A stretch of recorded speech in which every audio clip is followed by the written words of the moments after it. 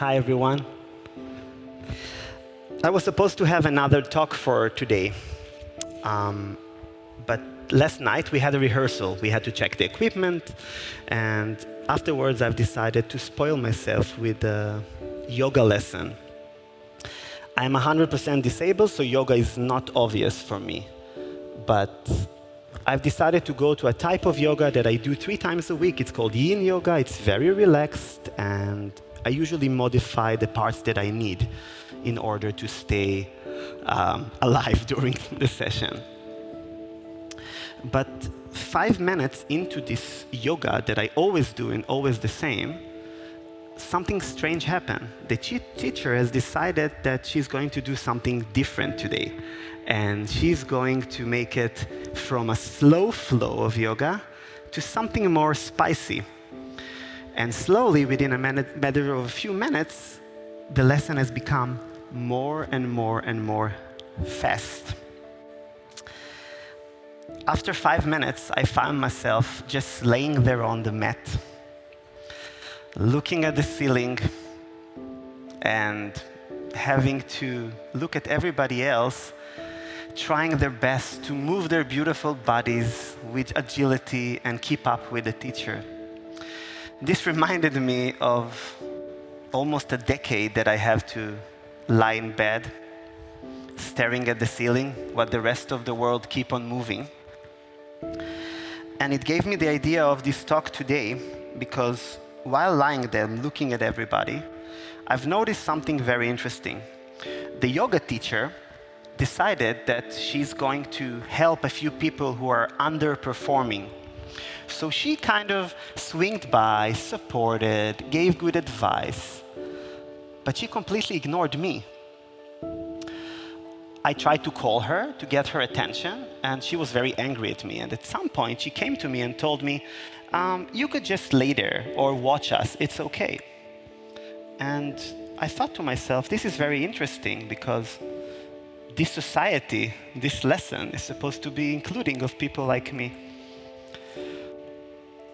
And then she did something which was the worst thing a patient can have. She was gaslighting me.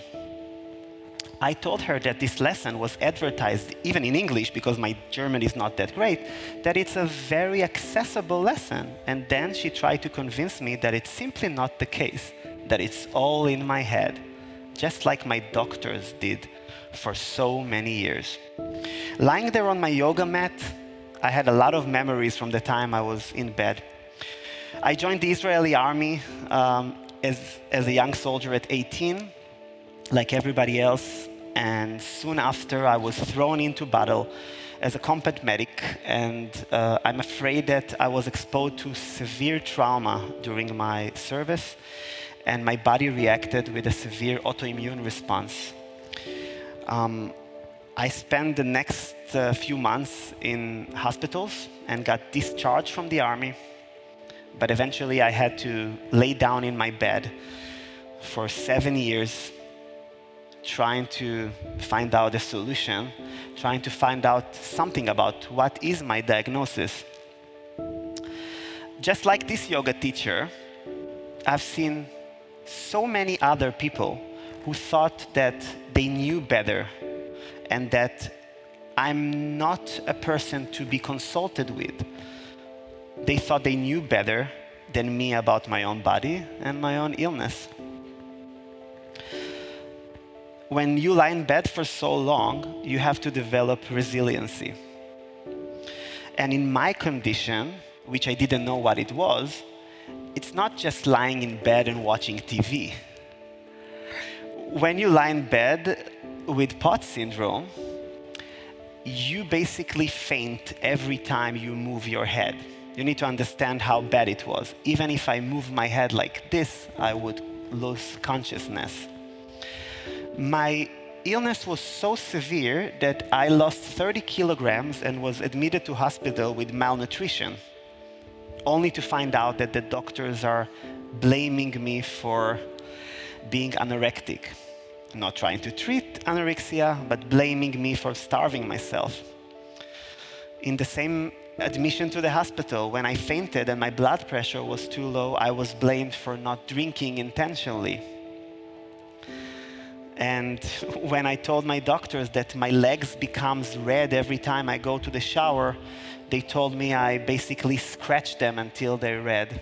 My urticaria, my rash on my skin, was explained by my doctors by taking flowers from the hospital garden and rubbing it on my skin.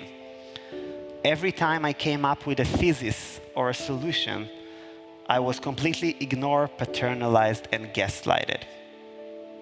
And this is how patients feel.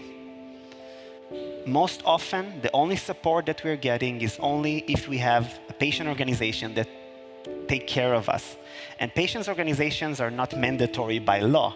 If you have the right people who volunteer to do it and they have enough funding and help and good volunteers, they can help. And if not, you're left for your own devices. I lay there on my yoga mat and I looked at everybody moving. And I just lay there, spreading my hands. And then I realized, how lucky am I to be in this yoga lesson?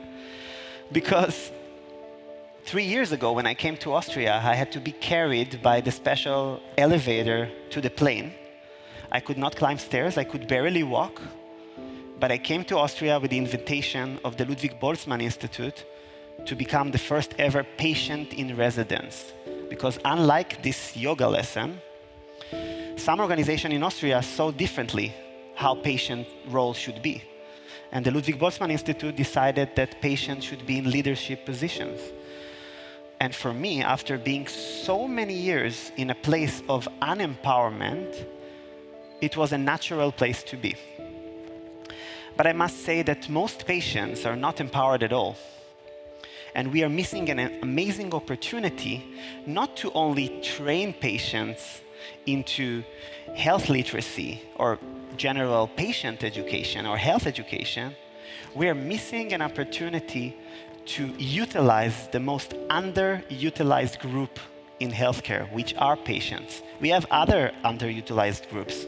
We have pharmacists who are not utilized properly, nurses who are not utilized properly, but patients are completely underused and underutilized.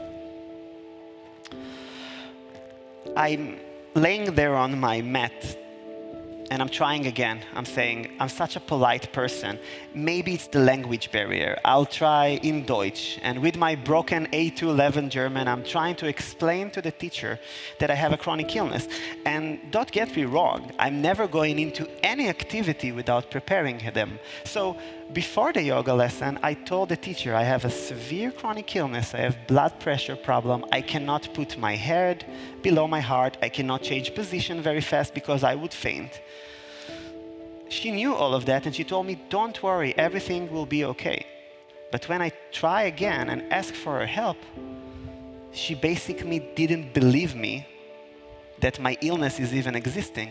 Because look at you, you look so strong and healthy. And this is the problem. Not only being a patient, not only being a patient with a rare illness, not only being a patient with an underdiagnosed illness. I think one of the worst situations you can have is to be a patient with an invisible illness or disability. And we're not talking enough about invisible illness or disability. And a lot of times people in the street, people in healthcare, you come and seek for help and they simply ignore you. But when you come with a little cane, everybody opened the gate for you. Are we in a society that we cannot accept something that we cannot see? And this is something we need to ask ourselves. They have a very nice solution in the UK. They have a ribbon with sunflowers on it, which symbolizes invisible illness and disabilities. And they have campaigns there that if you wear it in an airport, you're not going to be mocked or shouted at. I had a very bad experience in an airport in Israel because it was hot like here, and I'm really sorry you have to suffer right now, all of you, but it was hot like here. And I asked to cut the line because I have a disability card. And somebody just came to me and told me, you are lying. You have nothing. You're only disabled in your head. I hope you and your children will die. And I didn't do anything, right? But happens a lot. Less in Austria, more in hotter countries. Maybe now with this weather, people can act like this. But I think that this is the feeling that you are feeling. Back there in my bed and yesterday on my mat, that I'm lying there being ignored, gaslighted. Gaslighting is when somebody is trying to convince you it's all in your head. And there is nothing worse than saying to a patient, it's all in your head. I've seen 33 doctors, world-renowned experts. The last of them, which was private and took a lot of money, it was outside of the public healthcare system, didn't even spare the time to look at me. I was on a wheelchair, I could not walk, I could not talk anymore. Every time I tried to speak more than 5 seconds, I would faint from the exertion. This doctor simply looked only at my dad, not even at my mom. It took maybe 1 minute to go over this entire chart of medical records. We are living in a modern society when we have a computer stronger than the space shuttle in our pocket, but patients still need to carry this big book of medical records. He looked at it maybe for 1 minute, and then he told my dad, I've seen a lot of patients in my life. I have no idea what is the exact diagnosis, but I can promise you one thing. Your child is gone. He will never work a day in his life, never walk a day in his life, never marry a woman. And when doctors tell you this, you take it very seriously. My parents begged for the doctor for help, and he tells them, if you want, you can take a wheelchair for him and once a day take him out for a little spin.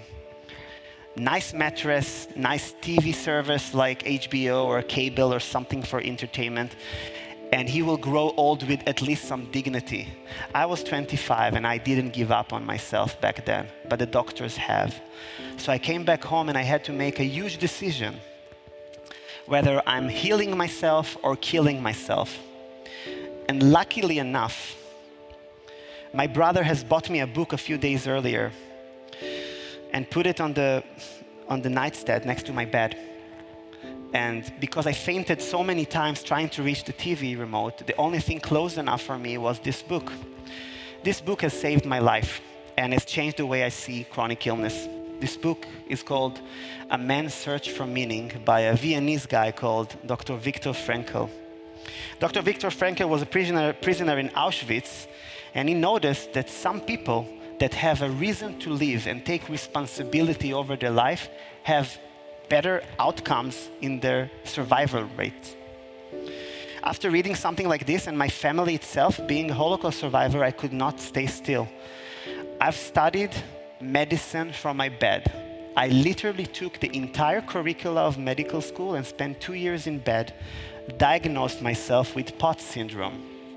POTS syndrome is not a rare illness anymore, and in fact, in around 2 years, we're going to see around 5 million new patients because POTS syndrome can be caused of some viruses, some cancers, some neck or head injuries, but also from long COVID. So I think it's time to start researching for a cure. But for me, it wasn't enough to find a diagnosis. I have to convince doctors to rehabilitate me, and they refused. So I had to teach myself to walk and talk at the age of 27. Ever since, I'm on a journey to fix healthcare and to make sure no patient will ever have to go through what I've been through. I founded the Israeli Society of POTS. I founded 6 startups in healthcare and a few NGOs, and I'm trying to work with any organization that may listen and put patients in leadership positions. Patients should not only be treated as nice thing to have, like a patient on a nice parliament or a patient pet on a director board without any executive decisions. Patients should be regarded as leaders in healthcare. And what we should do to make patients feel better is to improve the communication in healthcare between HCPs and patients, to educate patients for true leadership, and this is what we're trying to do with the patient school, working with pharmas and patients organizations alike. We should work on more pioneership within pharma and healthcare organizations to make new projects. We should work on better IT infrastructure because patients should not navigate administration. They should only navigate their own health. But we mainly should teach patients self-management, because what I've noticed is that I can do everything if I want to. I am 100% disabled on paper. Some of my friends have only 20% disability with POTS, but they're lying in beds on a wheelchair, and I'm here walking. Not because I'm a medical miracle, but because of hard work and responsibility taken. And we should all assume responsibility. Even us in a pharma company, we should not sit and wait for policymakers to change healthcare. We should help them do it by educating patients and supporting them. Lying on my mat, in the end of every yoga session, there is something called Shavasana, that you just lie still like a dead person and relax and meditate. And I laid all the time and they danced around. But when they laid on the floor, I woke up and decided that I can control my life and I can leave this room. And for me, this is true patient empowerment. Thank you so much. Thank you. Thank you so much.